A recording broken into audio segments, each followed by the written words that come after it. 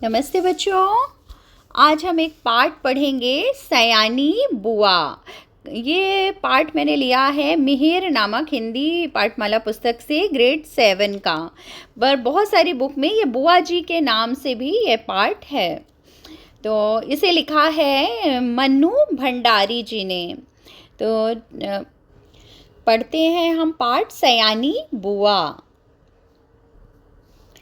सयानी बुआ का नाम वास्तव में ही सयानी था या उनके सयानेपन को देखकर लोग उन्हें सयानी कहने लगे थे, सो तो मैं आज भी नहीं जानती, परंतु इतना अवश्य कहूँगी कि जिसने भी उनका यह नाम रखा है वह अवश्य नामकरण विद्या का पारखी रहा होगा। तो ये मन्नू भंडारी जी ने अपने जीवन के घटना से लिया है पाठ सयानी बुआ। वो कहती हैं कि जो बुआ जी का नाम सयानी बुआ है, उनका नाम सयानी बुआ वो किसी ने जो भी रखा है बहुत ही सोच समझ के रखा है, क्योंकि उनका कैरेक्टर जो है बिल्कुल सयाना ही है। बचपन में वे समय की जितनी पाबंद थी, बहुत पंक्चुअल थी, अपने सामान संभाल कर रखने में जितनी पटु और व्यवस्था की जितनी कायल थी, उसे देखकर चकित हो जाना पड़ता था। कहते हैं जो पेंसिल वे एक बार खरीदती थी, जब तक वे इतनी छोटी ना हो जाती कि उनकी पकड़ में भी ना आए, तब तक उससे काम लेती रहती थी। क्या मजाल कि वे कभी खो जाए या बार बार नोक टूटकर समय से पहले ही समाप्त हो जाए। जो रबड़ उन्होंने चौथी कक्षा में खरीदा था, उसे वे 9वीं कक्षा में आकर समाप्त किया। मतलब इतनी ज़्यादा केयर करती थी वो अपनी बिलोंगिंग्स की, अपनी चीज़ों की बुआ जी, और बहुत ही पंक्चुअल थी और बहुत ही अपनी चीज़ों के प्रति सतर्क रहती थी। उम्र के साथ साथ उनकी आवश्यकता से अधिक चतुराई भी प्रौढ़ता धारण करती गई, और फिर तो वह बुआ जी के नाम से जीवन में इतनी अधिक घुल गई कि उसे अलग करके बुआ जी की कल्पना ही नहीं की जा सकती थी। मतलब उनकी जो चतुराई थी इतनी ज़्यादा, मतलब वो बहुत ही समझदार और चतुर थी हर चीज़ों के रख रखाव और मैनेजमेंट व्यवस्था में। तो वो भी प्रौढ़ता यानी बढ़ती गई, एकदम उम्र के साथ साथ वो भी चीज़ें बढ़ती गई, और बुआ जी के जीवन में इतनी अधिक उनकी लाइफ में घुल गई कि उससे अलग करना बुआ जी की कल्पना ही नहीं कर सकते थे। मतलब बुआ जी का कैरेक्टर बिल्कुल ऐसे ही उम्र के साथ साथ बढ़ता गया। उनकी एक एक बात पिताजी हम लोगों के सामने उदाहरण के रूप में रखते थे, और सुनकर हम सभी खैर मनाया करते थे कि भगवान करे वे ससुराल में ही रहा करें, वरना हम जैसे अस्त व्यस्त और अव्यवस्थित जनों का तो जीना ही दूभर हो जाएगा। मतलब मन्नू भंडारी जी कहती है लेखिका कि जो उनकी बुआ थी, मतलब बुआ मतलब होता है आंटी, जो उनके फादर की सिस्टर होती हैं, बहन।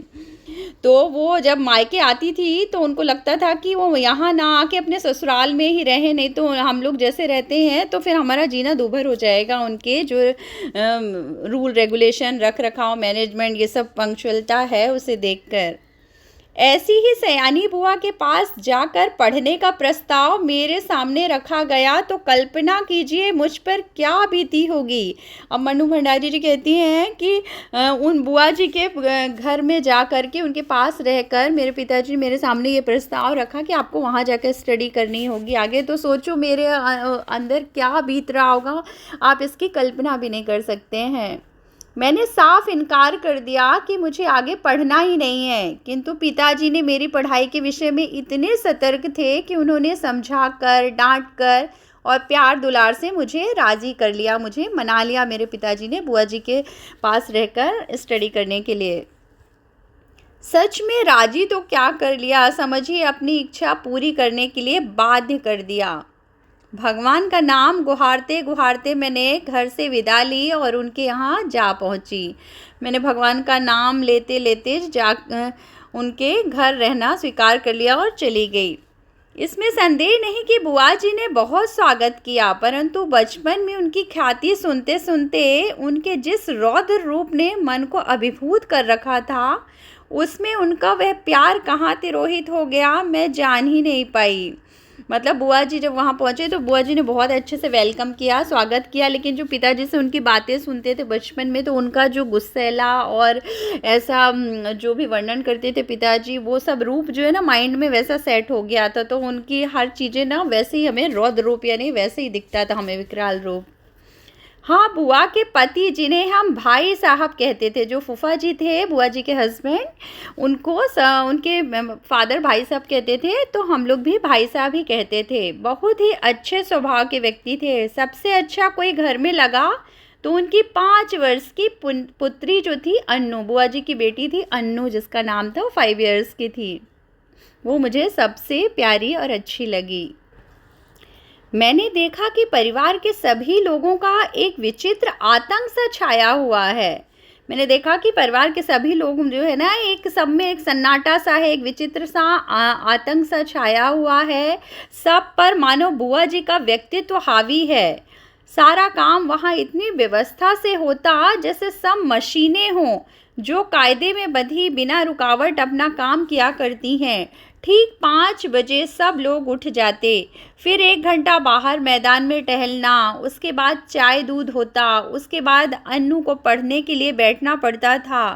भाई साहब भी तब अखबार पढ़ते और ऑफिस की फाइलें आदि देखा करते। 9 बजते ही नहाना शुरू होता, जो कपड़े बुआ जी निकाल दें वहीं पहनते, फिर कायदे से आकर मेज पर बैठ जाओ और खाकर अपना काम पर जाओ। तो इस तरह से बुआ जी का मैनेजमेंट था, बिल्कुल टाइम टू टाइम हर चीज़ बंधी हुई थी। घर के इस नीरस और यंत्र चलित कार्यक्रम, मतलब एकदम मशीनी काम था, बिल्कुल टाइम टू टाइम काम में अपने आप को फिट करने में मुझे कितना कष्ट उठाना पड़ा और कितना अपने आप को काटना छाटना पड़ा, यह मेरा अंतर्मन ही जानता है। मुझे वहाँ पे एडजस्ट होने के लिए कितना कुछ सेक्रीफाइस करना पड़ा, वो लेखिका कहती हैं। सबसे पहले अधिक तरस आता था अन्नू पर, जो छोटी सी 5 ईयर ओल्ड बेटी थी उनकी, उसके ऊपर मुझे बहुत तरस दया आती थी। वे इस नन्ही सी उम्र में ही प्रौढ़ हो गई, मतलब बहुत मैच्योर हो गई थी। ना बच्चों का सा उल्लास था, ना कोई चहचहाहट। एक अज्ञात भय से वह घिरी रहती थी।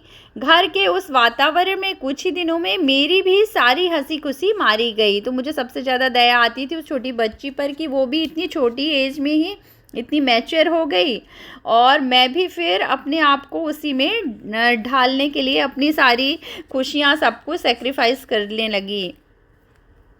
यूँ बुआ जी के गृहस्थी जमे 15 वर्ष बीत चुके थे, परंतु उनके घर का सारा सामान देखकर लगता था मानो सब कुछ अभी कल ही खरीदा हो। गृहस्थी जमाते समय जो कांच और चीनी के बर्तन उन्होंने खरीदे थे वे आज भी ज्यों के त्यों थे, जबकि रोज उनका उपयोग होता था।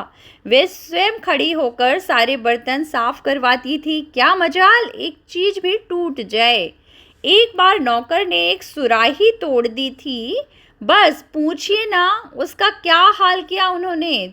तोड़ फोड़ से उन्हें सख्त नफरत थी, और यह बात तो उनकी बर्दाश्त के बाहर ही थी। उन्हें अपनी सुव्यवस्था पर बहुत ही गर्व था। वे अक्सर भाई साहब से कहा करती थी कि यदि वे इस घर में ना आती तो ना जाने बेचारे भाई साहब का क्या हाल होता। मैं मन ही मन कहा करती थी कि और चाहे जो भी हाल होता, हम सब मिट्टी के पुतले ना होकर कम से कम इंसान तो अवश्य ही होते। तो बुआ जी की जो शादी विवाह हुए 15 साल हो गए थे, लेकिन उस समय जो उन्होंने अपनी जो गृहस्थी के लिए सामान खरीदा था वो सामान आज भी ज्यों के त्यों थे। लगता था जैसे कल ही उनकी शादी हुई हो। और वो अपने जो मेड आती थी, काम वाली बाइयाँ, उनसे काम करवाती थी खुद खड़े होकर के नौकरों से, और सब चीज़ें प्रॉपर व्यवस्थित रखती थी। एक बार एक नौकर से गलती से सुराही, एक वाटर का पॉट होता है मिट्टी का, वो टूट गया था। तो उसके लिए बुआ जी ने बहुत ज़्यादा गुस्सा किया था उसके ऊपर। उन्हें तोड़ फोड़ वाली चीज़ों से बहुत नफरत थी, और वो हमेशा कहती थी कि अगर मैं तुम लोगों के जीवन में नहीं होती, भाई साहब के जीवन में नहीं होती, तो पता नहीं इनकी लाइफ कैसी होती।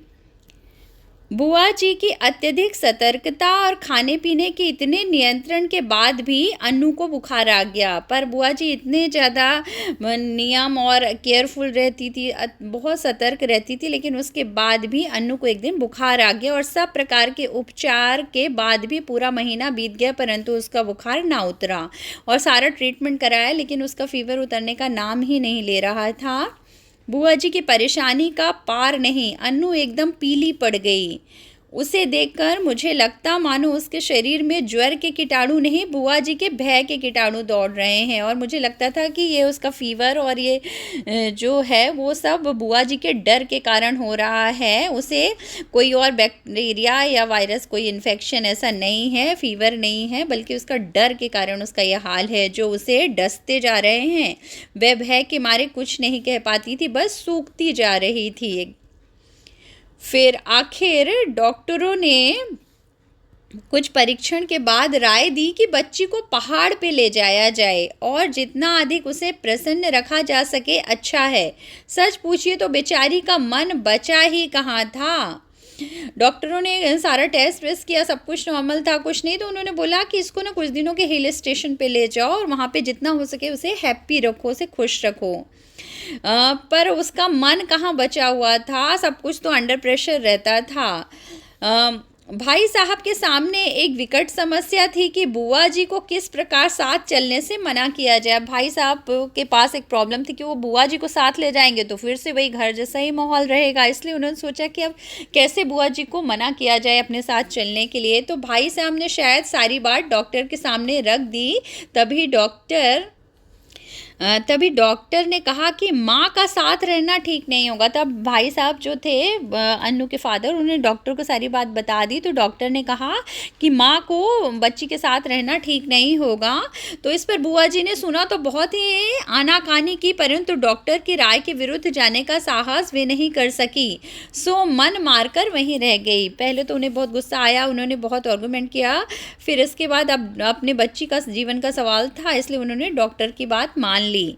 अन्नू के पहाड़ पर जाने की तैयारी जोर शोर से शुरू हुई। पहले दोनों के कपड़ों की लिस्ट बनी, फिर जूतों मोजों की, गर्म कपड़ों की, ओढ़ने बिछाने के सामान की, बर्तनों की, हर चीज रखते समय वे भाई साहब को सख्त हिदायत दे रही थी, मतलब इंस्ट्रक्शन दे रही थी कि एक भी चीज खोनी नहीं चाहिए, लॉस नहीं होनी चाहिए। देखो ये फ्रॉक मत खो देना, 7 रुपए मैंने इसकी सिलाई दी है। ये प्याले मत तोड़ देना, वरना 50 रुपए का सेट बिगड़ जाएगा। और हाँ, इस गिलास को तुम बेकार समझते हो, उसकी परवाह ही नहीं करोगे, पर देखो ये 15 वर्ष से मेरे पास है और कहीं खरोंच तक नहीं है, तोड़ दिया तो ठीक नहीं होगा। मतलब जो भी सामान वो पैक कर रही थी उसके साथ में एक इंस्ट्रक्शन भी दिए जा रही थी कि ये चीज़ें तोड़ना फोड़ना नहीं, घुमाना नहीं, ख़राब नहीं करना, स्क्रैच नहीं करना, इस तरह से हिदायत दे रही थी। प्रत्येक वस्तु की हिदायत के बाद वे अन्नू पर आई। वे किस दिन किस समय क्या खाएगी उसका मेनू बना दिया। कब कितना घूमेगी, क्या पहनेगी, सब कुछ निश्चित कर दिया। मैं सोच रही थी कि यहाँ बैठे बैठे ही बुआ जी ने इन्हें ऐसा बांध दिया कि बेचारी अपनी इच्छा के अनुसार क्या खाक आराम करेंगे। वो जा तो रही थी अपने फादर के साथ अन्नू, लेकिन उसका इतना इंस्ट्रक्शन, हर चीज़ एक बाउंडेशन में बांध दिया, उसका खाना पीना, कपड़े पहनना, घूमना, एवरीथिंग। तो मैं सोच रही थी कि वो अपनी मर्जी से क्या घूमे फिरेंगे, क्या खुश रहेंगे। ये सब कह चुकी तो जरा आर्द्र स्वर में बोली, मतलब थोड़ा सा उनको अब दुख हो रहा था कि अब अन्नू उनकी बेटी जा रही है, तो कुछ अपना भी ख्याल रखना। थोड़ा सा स्लो वॉइस में बोली उन्होंने भाई साहब को, कुछ अपना भी ख्याल रखना और दूध फल बराबर लेते रहना। हिदायतों की इतनी लंबी सूची के बाद भी वे कहती, जाने तुम लोग मेरे बिना कैसे रहोगे, मेरा तो मन ही नहीं मानता। हाँ, बिना भूले रोज एक चिट्ठी डाल देना। चिट्ठी मतलब एक लेटर डेली उनको लिखना, अपडेट करना। आखिर वह क्षण भी आ पहुंचा जब भाई साहब एक नौकर और अन्नू को लेकर चले गए। अब वो टाइम आया जब भाई साहब अन्नू को लेकर के और एक नौकर के साथ चले गए। बुआ जी ने अन्नू को खूब प्यार किया, रोई भी। उनका रोना मेरे लिए नई बात थी। उस दिन पहली बार लगा कि उनकी भयंकर कठोरता में कहीं कोमलता भी छिपी है। जब तक गाड़ी दिखाई देती रही वे उसे देखती रही। उसके बाद कुछ क्षण निर्जीव सी होकर पड़ी रही, पर दूसरे ही दिन से घर फिर वैसे ही चलने लगा। मतलब जब अन्नू गई तो वो माँ का जो स्वभाव होता है वह उस कारण वो उन्होंने बहुत रोया भी। तो वो देखकर मुझे बहुत वो लगा कि इतनी कठोर स्वभाव वाली बुआ जी के अंदर एक ममता भी छुपी हुई है। तो इसके बाद लेकिन जब वो चले गए तो नेक्स्ट डे से फिर से वही अपना डेली रूटीन का काम चालू हो गया। भाई साहब का पत्र रोज आता था जिसमें अन्नू की तबीयत के समाचार रहते थे। बुआ जी भी रोज एक पत्र लिखती थी जिसमें अपनी उन मौखिक हिदायतों को लिखित रूप में दोहरा दिया करती थी। पत्रों की तारीख में अंतर रहता था, मतलब तारीख जो है सेम डेट पे नहीं आती, आगे पीछे आती थी। डिफरेंस रहता था डेट का। बात शायद सब में वही रहती थी। मेरे तो मन में आता कि कह दूं बुआ जी रोज पत्र लिखने का कष्ट क्यों करती हैं। भाई साहब को लिख दीजिए कि एक पत्र गत्ते पर चिपका कर पलंग के सामने लटका लें और रोज सवेरे उठकर पढ़ लिया करें। पर इतना साहस था नहीं कि यह बात कह सकूं। मतलब बुआ जी डेली एक ही चीज़ लिखती थी, वही जो हिदायत उन्होंने इंस्ट्रक्शन दिया था वही। तो मुझे लगा कभी कभी कि बुआ जी रोज़ पत्र लिखने से अच्छा है कि आप ना भाई साहब को ये कह दीजिए कि आप यही लेटर एक जो है ना अपने कार्डबोर्ड पे लिख कर अपने बेड के पास चिपका लो और डेली उसे रीड कर लिया करें। परंतु इतना डर था कि यह कहने का भी साहस नहीं था। करीब 1 महीने के बाद एक दिन भाई साहब का पत्र नहीं आया, दूसरे दिन भी नहीं आया। बुआ जी चिंतित हो उठी। मतलब एक दिन लेटर नहीं आया भाई साहब का, फिर नेक्स्ट डे दूसरे दिन भी नहीं आया, तो बुआ जी थोड़ा परेशान हो गई, चिंतित हो गई। उस दिन उनका मन किसी भी काम में नहीं लगा। घर की कसी कसाई व्यवस्था कुछ शिथिल सी मालूम होने लगी। तीसरा दिन भी निकल गया, मतलब 3 दिन तक कोई भी लेटर नहीं आया। तो बुआ जी जो है ना बहुत परेशान हो गई, चिंतित हो गई। फिर अब तो बुआ जी की चिंता का पार नहीं रहा। रात को वह मेरे कमरे में आकर सोई, परंतु सारी रात दुह स्वप्न देखती रही और रोती रही। बुआ जी इतनी परेशान हो गई, रात को ना वो मेरे रूम में आके सोई और हमेशा बुरे बुरे सपने देखती रही। ड्रीम में उन्हें सब उल्टा सीधा गलत चीज़ें दिखता रहा। ऐसा लगता था कि जैसे वर्षों से जमा हुआ उनका नारित्व पिघल पड़ा और अपने पूरे वेग के साथ बह रहा हो। और उन्हें ऐसी जो व्याकुल और ऐसे परेशान देखकर मुझे लग रहा था जैसे उनके अंदर की जो स्त्री नारी का जो स्वभाव होता है, ममता होती है, वो सब पिघल रही हो और जो घर की पूरी व्यवस्था है वो एकदम ढीली पड़ गई थी। अब वे बार बार कहती कि उन्होंने स्वप्न में देखा कि भाई साहब अकेले चले आ रहे हैं। वो कहती कि मैंने ड्रीम में देखा कि भाई साहब अकेले आ रहे हैं और अन्नू जो है उनके साथ नहीं है। उनकी आंखें भी लाल हैं, वे फूट फूट कर रो पड़ती। मैं तरह तरह से उन्हें आश्वासन देती, किंतु वे तो कुछ सुन ही नहीं रही थी। मेरा मन भी कुछ अन्नू के ख्याल से तो कुछ बुआ जी की ऐसी दशा देखकर बड़ा दुखी हो रहा था। अब उन्हें ऐसे 3 दिन लेटर ना आने के कारण बहुत बुरे बुरे ड्रीम दिख रहे थे और वो बहुत परेशान होकर इस तरह रो रही थी। और मैं भी उनको ये हालत देख करके और अन्नू की चिंता से थोड़ा परेशान हो गई। तभी नौकर ने भाई साहब का पत्र ला कर दिया। बड़ी व्यग्रता से कांपते हाथों से उन्होंने उसे खोला और पढ़ने लगी। मैं भी सांस रोककर बुआ जी के मुंह की ओर देखने लगी थी कि एकाएक पत्र फेंककर सिर पीटती बुआ जी चीख चीख कर रो पड़ी। मैं भी सन्न रह गई। आगे कुछ सोचने का साहस ही नहीं होता था। आंखों के आगे अन्नू की भोली सी नन्ही सी तस्वीर घूम गई। तो क्या अब अन्नू सचमुच ही संसार में नहीं रही? यह सब कैसे हो गया? मैंने साहस करके भाई साहब का पत्र उठाया और उसमें लिखा था। अब उस लेटर में को थोड़ा सा ही बुआ जी ने पढ़ा और ना जोर जोर से चिक चिक कर सिर पीट पीट कर रोने लगी। अब वो उसको लगा कि सच में अन्नू अब दुनिया में नहीं रही, उसके साथ कुछ हो गया। लेकिन फिर भी मैं थोड़ी सी हिम्मत करके मैंने भाई साहब का लेटर उठाया और उसको रीड करने लगी। प्रिय सयानी, समझ में नहीं आता किस प्रकार तुम्हें पत्र लिखूं, किस मुंह से तुम्हें यह दुखद समाचार सुनाऊं। फिर भी रानी, तुम इस चोट को धैर्यपूर्वक सह लेना। जीवन के दुख की घड़ियां भी आती हैं, जीवन में दुख की घड़ियां भी आती हैं, उन्हें साहसपूर्वक सहने में ही जीवन की महानता है। यह संसार नश्वर है, जो बना है वह एक ना एक दिन मिटेगा ही। शायद इस तथ्य को सामने रखकर हमारे यहाँ कहा गया है कि संसार की माया से मोह रखना दुख का मूल है। तुम्हारी इतनी हिदायतों के और अपनी सारी सतर्कता के बावजूद भी मैं उसे नहीं बचा सका।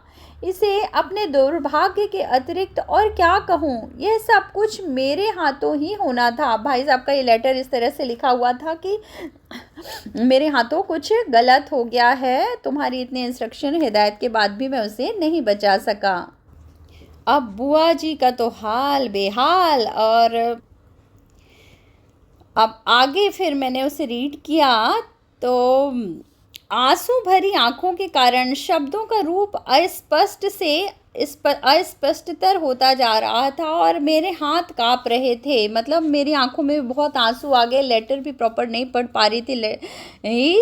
अपने जीवन में यह पहला अवसर था जब मैं इस प्रकार किसी की मृत्यु का समाचार पढ़ रही थी। मेरी आंखें शब्दों को पार करती हुई जल्दी जल्दी पत्र के अंतिम हिस्से पर पढ़ी। अब मैंने जल्दी जल्दी लेटर को पढ़ा और उसके सबसे आखिरी वाले पार्ट को पढ़ा, क्योंकि मुझे भी बहुत दुख हो रहा था, मेरी आंखों में आंसू थे, इसलिए मैं क्लियर नहीं देख पा रही थी लेटर को और नहीं प्रॉपर पढ़ पा रही थी, इसलिए मैंने अब उसके अंतिम भाग को पढ़ा। धैर्य रखना मेरी रानी, जो कुछ हुआ उसे सहने की और भूलने की कोशिश करना। कल 4 बजे तुम्हारे 50 रुपए वाले सेट के दोनों प्याले मेरे हाथ से गिरकर टूट गए। अनु अच्छी है, पूरी तरह से स्वस्थ है और शीघ्र ही हम लोग रवाना होने वाले हैं। तो लेटर के आखिरी पार्ट में लिखा हुआ था कि उनके हाथों से उनके 50 रुपए वाला जो कप था, प्याला, वो टूट गया था इतनी सतर्कता के बाद भी, इसलिए उन्होंने इस तरह से लेटर लिखा। उन्होंने बोला अनु पूरी तरह से स्वस्थ है, हेल्दी है और हम लोग बहुत ही जल्दी वापस आ रहे हैं। 1 मिनट तक मैं हत बुद्धि सी खड़ी रही, मतलब एकदम शॉक्ड होकर कि मैं खड़ी रही कि क्या हो रहा, समझ ही नहीं पाई ये क्या से क्या हो गया। ये दूसरा सदमा था, एक शॉक था। जो ही कुछ समझी मैं जोर से हंस पड़ी।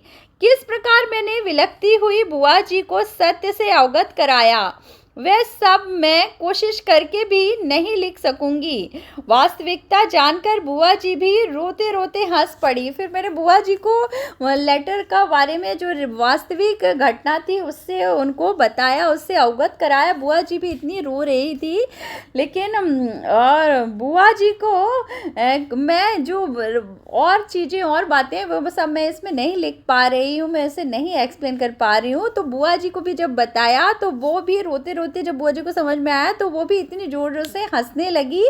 और 5 आने की सुराही तोड़ने पर नौकर पर बुरी तरह से बरसने वाली बुआ जी 50 रुपए वाले सेट के प्याले टूट जाने पर भी हंस रही थी, दिल खोल कर हंस रही थी, मानो वे स्वर्ग की निधि मिल गई हो। ऐसा इसलिए कि बुआ जी भी एक इंसान है और उनके अंदर भी भावनाएं हैं। हालांकि माना कि वो अपने बहुत ही ज़्यादा पंक्चुअल और अपनी चीज़ों के लिए केयरफुल हैं, लेकिन उनके अंदर भी दिल है। अब वो 50 रुपए की सुराही तोड़ने पर जो नौकर के ऊपर इतना गुस्सा हो रही थी, वो 50 रुपए के सेट तोड़ने पर भी उन्हें दुख नहीं, खुशी हो रही थी कि मेरी बेटी, मेरे पति सब सुरक्षित हैं। ये मनु भंडारी जी के जीवन की एक घटना है। इस पार्ट में आए हैं कुछ कठिन शब्द, देखते हैं जिससे आपको इस पार्ट को समझने में आसानी होगी।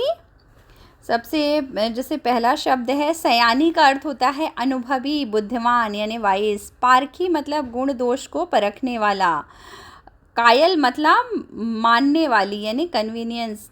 बाध्य मतलब विवश करना, कंपेल्ड करना। रौद्र मतलब क्रोधपूर्ण। अभिभूत मतलब पीड़ित। तिरोहित मतलब लुप्त होना, छिपा हुआ, हिडन।